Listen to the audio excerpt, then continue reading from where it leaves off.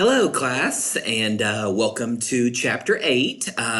Now, this week we're going to be talking all about performance and job evaluation, job performance, things along those lines.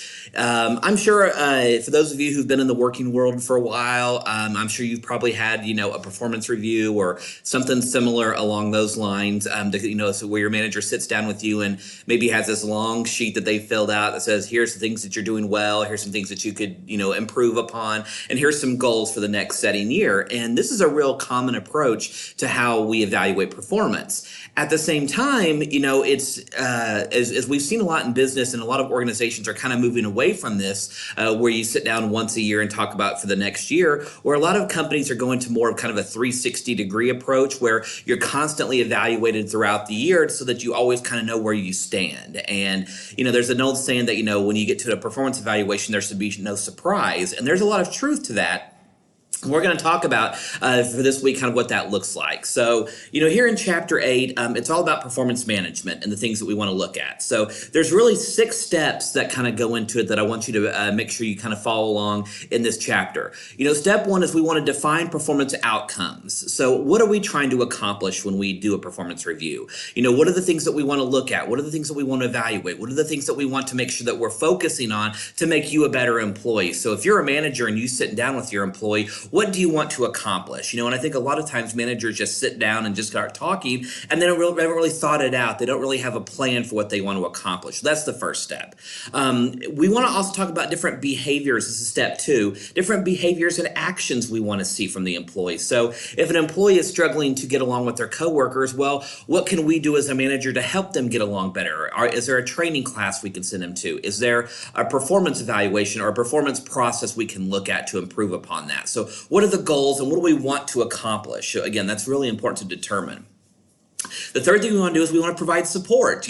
We can tell an employee and all these different things that they need to do, but if we're not willing to help them, if we're not willing to assist them in these types of things, well, it doesn't really do any good at that point. So what can we provide as management, whether that's a tool, a training, a different workshop, whatever it is? And then the fourth step is we want to evaluate that performance. So once we actually have given them some feedback, how are we going to evaluate them? Are we going to be doing like monthly check-ins? Are we going to be, having weekly meetings where we discuss their performance? Is there like a little spreadsheet that they have to check every time they accomplish something? There's all these different things that we can do, but we need to be open and honest so that the employee knows specifically how they are being evaluated. The fifth step is we want to identify any improvements that are needed, of course. So whatever we're trying to improve upon for the employee, we need to focus on that specifically. And then the last step is we want to provide any type of consequences, good or bad, for the performance. So if they continue to do well and perform the things that we're asking, maybe we'll give them a promotion or maybe a pay increase.